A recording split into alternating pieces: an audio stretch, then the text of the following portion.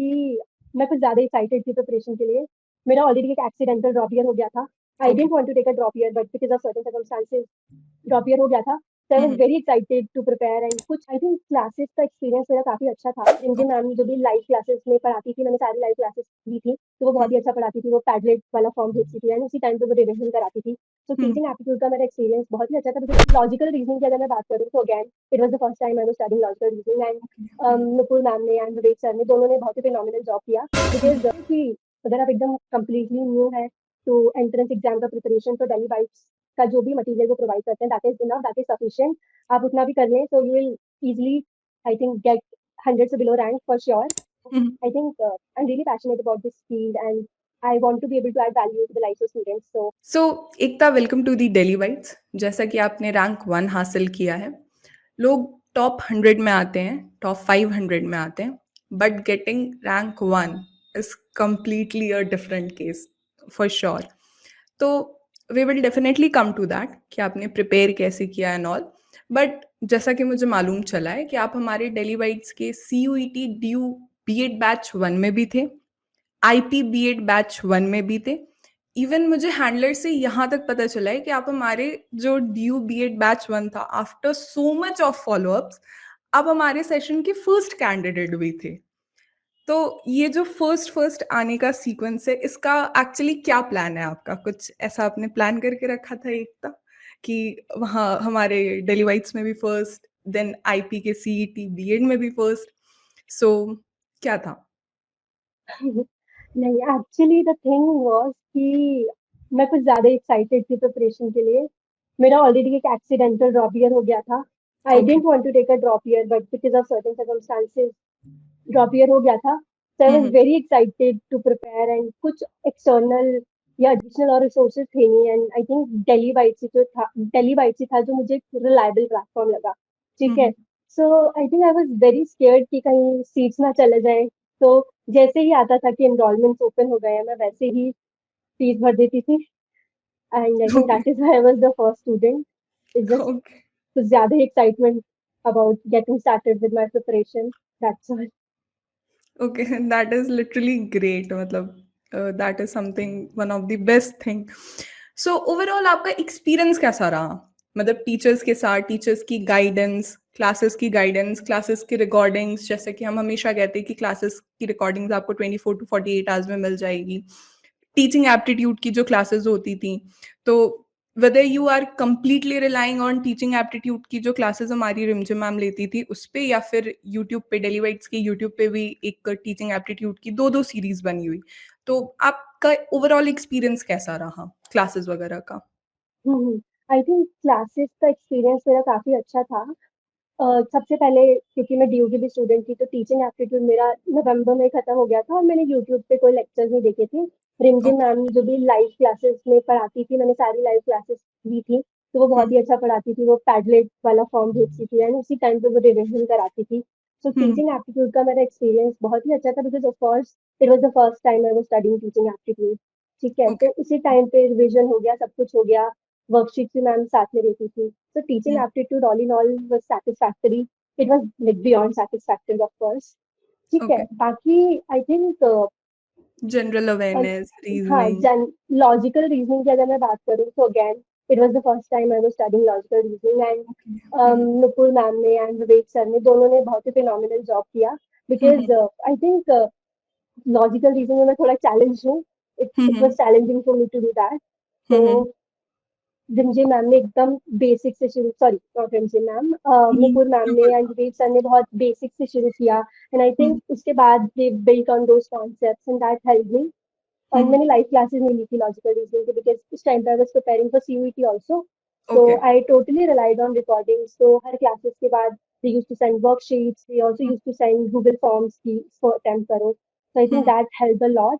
And उसके बाद मैंने कुछ अपनी भी एडिशनल प्रिपरेशन की RS अग्रवाल से, quant aptitude and also verbal and non verbal reasoning. तो ऑल इन ऑल वो भी हो गया। बाकी general awareness for IPO I would से, क्योंकि मैंने CUET की ऑलरेडी प्रिपरेशन कर रखी थी, तो मेरा पॉलिटी वहीं से हो गया था, हिस्ट्री वहीं से हो गया था, ज्योग्राफी वहीं से हो गया था, इनफैक्ट इकोनॉमिक्स भी हो गया था। तो ऑलरेडी मेरा सब कुछ वहां से क्लियर था, तो I was not that worried about general awareness, but still जितने भी लेक्चर्स थे मैंने 2x में देखे थे, क्योंकि I didn't have a lot of time, क्योंकि सीयूटी ऑलरेडी 22 मार्च तक आई वाज स्टडीइंग, एंड उसके बाद हुँ, आईपी के लिए there was not a lot of time, तो मैंने 2x से लेक्चर्स देखे थे। But I hmm, think what general awareness में समुंदर जैसा कोर्स होता है, there is a lot to study in general awareness. Hmm, hmm, and Abhilash sir ने प्रायोरिटाइजेशन में बहुत हेल्प की कि this is what you need to study, ये बेयर मिनिमम तो पढ़ना ही है। तो वो बेयर हुँ, मिनिमम मैंने किया, और उसके बाद मैंने कुछ अपना एडिशनल भी पढ़ा, लाइक हुँ, टीचिंग रिलेटेड पॉलिसीज हो गई, निपुण Bharat and yes, Diksha portal, स्वयं स्वयं प्रभा, ये सब मैंने कुछ ओके। एडिशनल चीजें पढ़ी, तो आई हुँ, थिंक हुँ, देन हुँ, हो गया। एंड फॉर इंग्लिश, इंग्लिश की क्लासेस तो होती नहीं थी। Hmm, hmm, for English I again refer to Wren and Martin and also R S Agarwal, जो अभिलाष सर ने रिकमेंड की थी। हुँ, तो हुँ, हुँ। बस प्रैक्टिस किया एंड हो गया। हो गया, ग्रेट, ग्रेट। तो सपोज़ अगर मैं कहूँ मुझे अपना लेवल अप करना है, तो इस डेली वाइट्स का जो पूरा प्रिपरेशन बैच है, mock test, resource material, is that enough for me? अगर मुझे अपना लेवल अप करना है या फिर कोई ऐसा एस्पिरेंट है जो बीएड को लेके एकदम कंप्लीट ब्लैंक है, तो क्या उसके लिए डेली वाइट्स का resource material, preparation batches are they enough? I would say कि अगर आप एकदम कंप्लीटली न्यू है तो एंट्रेंस एग्जाम का प्रिपरेशन तो दिल्ली बाइट्स का जो भी मटेरियल वो प्रोवाइड करते हैं, that is enough, that is sufficient. आप उतना भी कर लें तो you will easily, I think, get 100 से below rank for sure. Hmm, hmm, ठीक है, हुँ। बाकी ऑफ कोर्स एंट्रेंस एग्जाम से तो कुछ चीजें अनप्रिडिक्टेबल ही होती है, लाइक आप कितना भी पढ़ लो, like something of similar sort happened CUET में भी। पूरा hmm, hmm, paper was from economics, even though हमारे दिल्ली बाइट ने सब कवर किया था जितनी भी इकोनॉमिक्स की क्लासेस थी। सो हुँ, हुँ, थोड़ा अनप्रिडिक्टेबिलिटी होता है, बट जो बेयर मिनिमम स्टफ है जो आपको करना चाहिए वो दिल्ली बाइट्स में क्लासेस में है, एंड नोट्स में भी है। हुँ, ऑल्दो आईपीयू के नोट्स में थे, बट सीयूटी के नोट्स में सब कुछ है।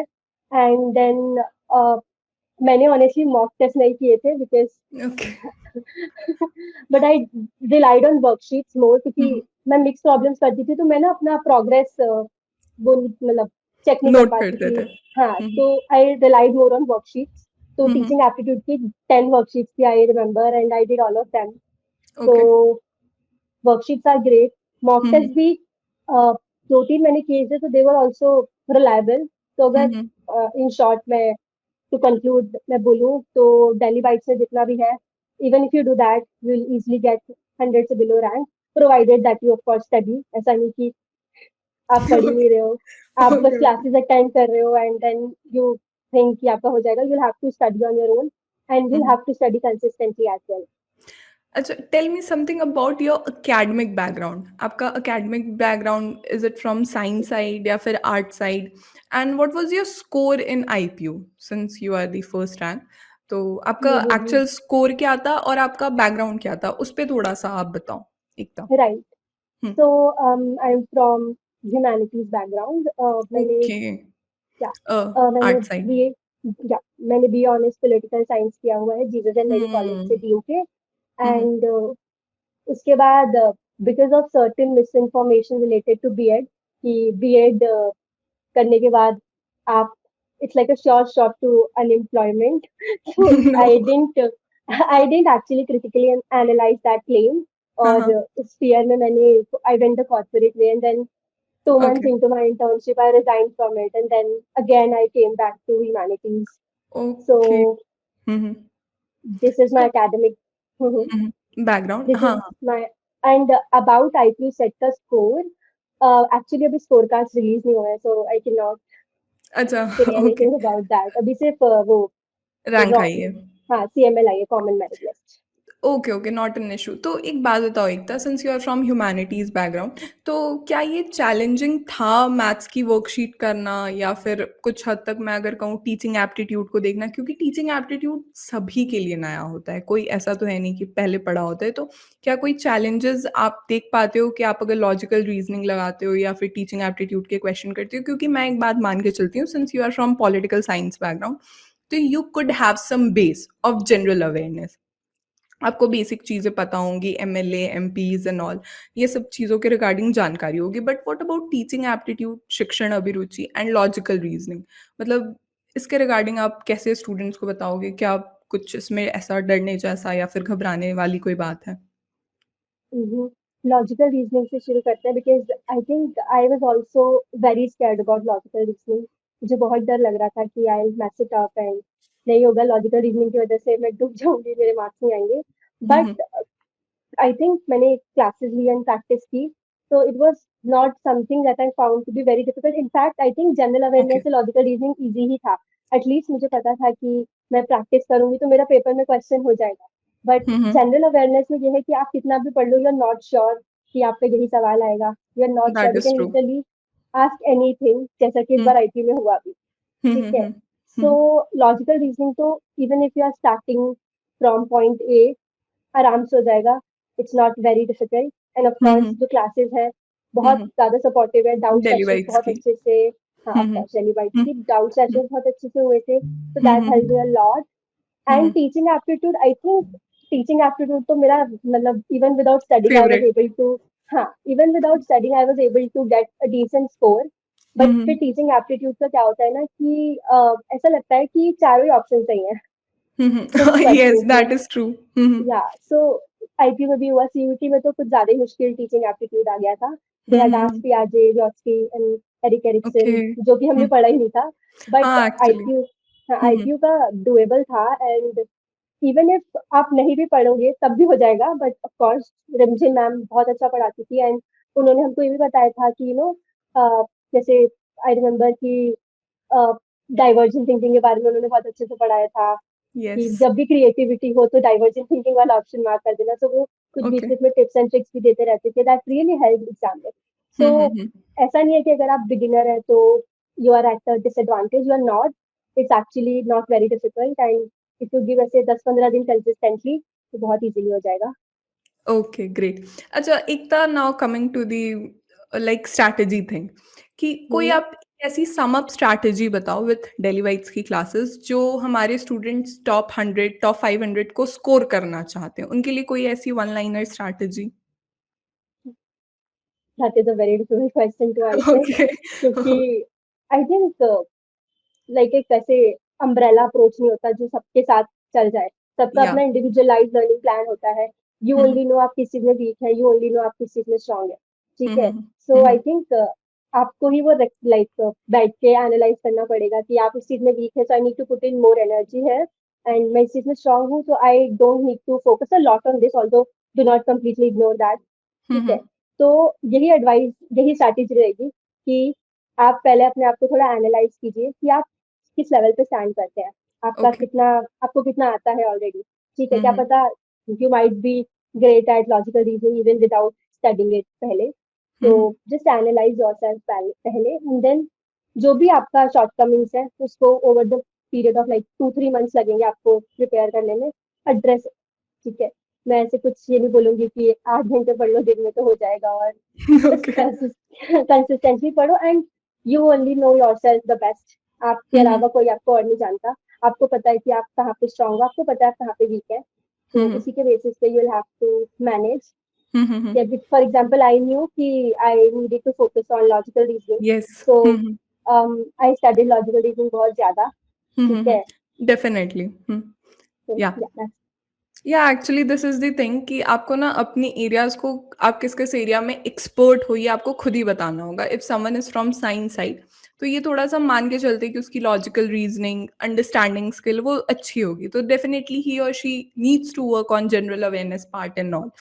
तो that is quite clear. Hmm. Ekta, tell me something, आपका जो ये करियर प्लान है towards teaching, is it your first plan या कुछ आपका और प्लान था and this is your plan B and this is working now, ऐसा कुछ आपका था टीचिंग को लेके? टीचिंग मेरा ऑनेस्टली पहला ही प्लान था। But great. As I said कि आई थिंक लाइक समाज में इमेज समाज। बहुत अच्छी इमेज ओके, बहुत अच्छी नहीं ग्रेट। है। Like everyone around me is telling me कि नो, डोंट डू बीएड, नहीं होगा, you will be unemployed. And I think I was really scared because of that. तो मैंने एज आई सेड सब कुछ छोड़ दिया and I went the corporate way. ठीक है। बट देन अगेन जैसा मैंने बोला कि I realise that this is not working out for me. तो उस टाइम पे आई रिमेम्बर मुझको मेरा पहला स्टाइपेंड मिला था, एंड आई डिसाइडेड कि ये नहीं हो रहा है, we need something else. So I decided to take some psychometric test. तो उसमें उन्होंने काफी क्वेश्चंस पूछे थे एंड उसी के बेसिस पे उन्होंने मुझे 2 करियर ऑप्शंस और तो बहुत करियर ऑप्शंस रेकमेंड किए थे, बट 2 मेनली जो मेरे दिमाग में अभी है वो ये थे कि साइकोलॉजिस्ट बन जाओ या फिर टीचिंग, टेकअप टीचिंग। ठीक है, मैंने हम्म बोला साइकोलॉजिस्ट के लिए अभी ज्यादा मेहनत लग जाएगी because I am from pol science background, so I decided to take up teaching. ठीक है, एंड उसके बाद फिर and it's not like, I think a lot of people take teaching की बैकअप होगा, ठीक है, कुछ नहीं होगा तो टीचर बन जाएंगे, and that's not the case with me. Yes I am really passionate about this field, and I think as teachers, how we conduct ourselves, how yes what we say to our students, बहुत long term impact होता है, because what my teacher said to me, like उसका अभी भी मेरे पे इतना impact है. So I think I'm really passionate about this field, and I want to be able to add value to the lives of students. So this, Yeah, obviously. yeah, Being a teacher, almost we shape the society. We shape exactly, our upcoming youth and all. So this kind of thought though already within us. Then only we choose this teaching career and all. right. So thank you so much, Ekta, for this session, for your time, for your words. I'm damn sure that this is going to very, very helpful for our upcoming aspirants and all. Thank you so much, Ekta. Thank Thank you. you, thank you.